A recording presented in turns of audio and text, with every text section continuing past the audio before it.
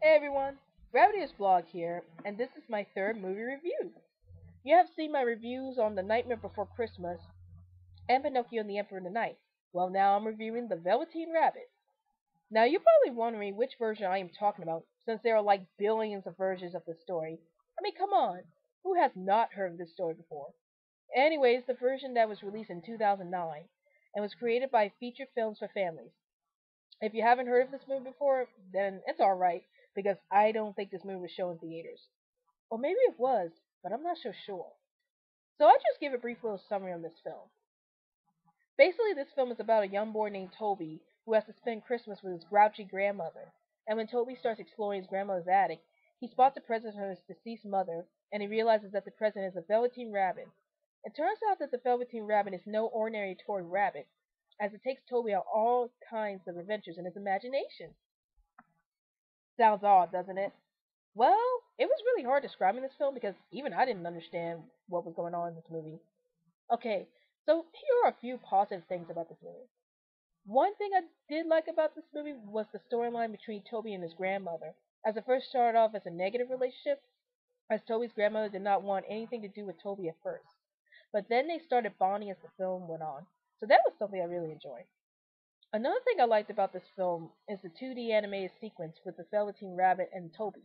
It's just so refreshing seeing another film that has 2D animation for the past 100 years or so. Not that I have anything against CGI, but it's just that I'm glad to see something that is in 2D animation right now, even though I have seen The Princess and the Frog and The Simpsons movie in the last decade. Okay, anyway, now here's some negative things about this movie. This is a very loosely based adaptation of the classic tale that we all know and love, so you probably would not expect it to follow the same flavor as the original tale. But hey, that's what Hollywood does to films, right? The thing that got me really annoyed about this film was how they just suddenly have to insert an imaginary world involving the Velveteen Rabbit into the plot of the story. I mean, don't get me wrong, this idea is pretty creative, but when it involves a classic tale that we have all heard about since we were kids and loved, then it's sort of like a slap in the face to many fans. And personally, I love the simple real life plot of the original story. It just made the original story much more relatable to any child, really, about the idea about losing someone that you are so close to.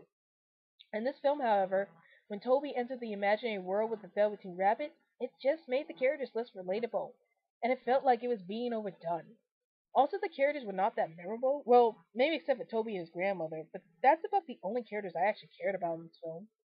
Most of the characters in the film were sort of bland most of the time. And to add to that, I would like to see an actual relationship between the Velveteen Rabbit and Toby in the real world. I mean, it just seems that their relationship only matters when they are in the imaginary world.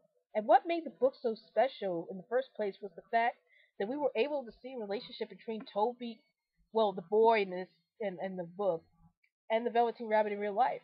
And in this movie, which I'm going to say is Toby, their relationship just didn't feel real to me. But that's my personal opinion on all this. Overall, I'm going to give this movie a 6 out of 10. I mean, it wasn't a terrible movie, and there were a lot of heartwarming scenes in this film, but the whole imagination sequence sort of made this film too far from the original story, and there weren't enough real life situations that can make it relatable to kids. If there was a version of the Velveteen Rabbit that I would suggest over this one, I would definitely recommend you check out Rabbiteer's version of the tale, which is narrated by Meryl Streep. It really is a brilliant story. You should check it out. Well, this is my movie review on the Velveteen Rabbit. I hope you enjoyed it, and I will still be making more reviews. See you later.